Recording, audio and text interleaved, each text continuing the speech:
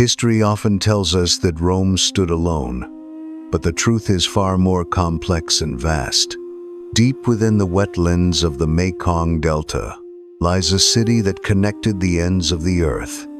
Archaeology rises from the marsh not as a village, but as a master of the southern seas.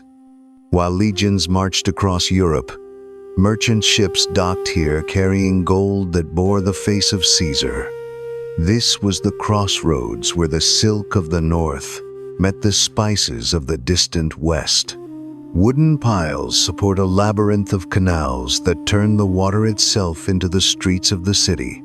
Traders from India walk these docks, bringing with them the prayers of the Brahmin and the Buddha. Glass beads fused in Roman furnaces are traded for the aromatic woods grown in the deep jungle. Power here is not measured by the sword, but by the ability to navigate the dangerous ocean. The Funan kings do not build walls of stone, but they build networks of immense and silent reach. A vast grid of channels drains the floodwaters, transforming a wild swamp into a thriving engine of commerce. Gold medallions, stamped with the image of Antoninus Pius, rest in the hands of local chieftains here.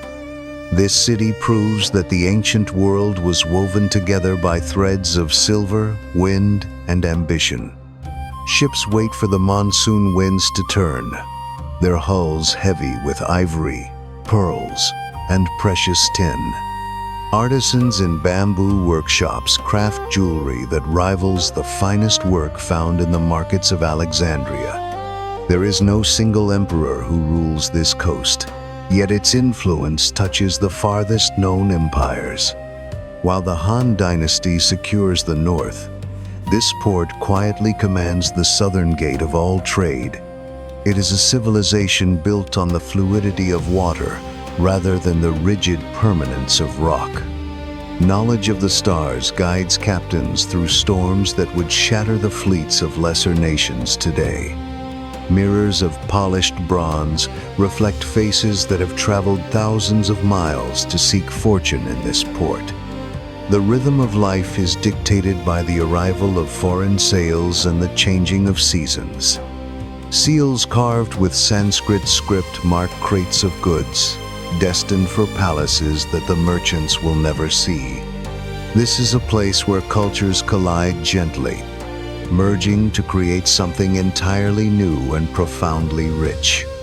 The marshlands hide the scale of this enterprise from those who only look for monuments of stone. Wealth accumulates in the hands of those who understand the currents of the sea and the market. It stands as a testament to human ingenuity, taming a hostile landscape to serve a global purpose. Silence now covers the fields where voices in a dozen tongues once bargained for the world's treasures. We often mistake the absence of written chronicles for the absence of power, complexity, and historical significance. Yet the soil itself remembers what was forgotten, yielding treasures that force us to rewrite the past. A single Roman coin found in this mud shatters our perception of distance in the ancient world. The vastness of the ocean was not a barrier, but a highway for those brave enough to sail. Archaeology functioned as a vital heart, pumping life through arteries that spanned from west to east.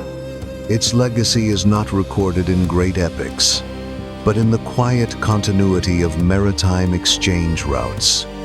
Empires rise and fall on the backs of armies, but this city rose on the back of trust. The ghosts of this port whisper that connection is the true driver of human progress and history. Wood rots and canals fill with silt, yet the pattern of trade established here remains unbroken today. We look at maps and see emptiness, where once there was a hub of vibrant and chaotic life. The story of human civilization is far larger than the few famous names we have been taught. Great powers can exist in the shadows of history, shaping the world without demanding to rule it. Okio reminds us that the map of the past is still waiting to be fully drawn.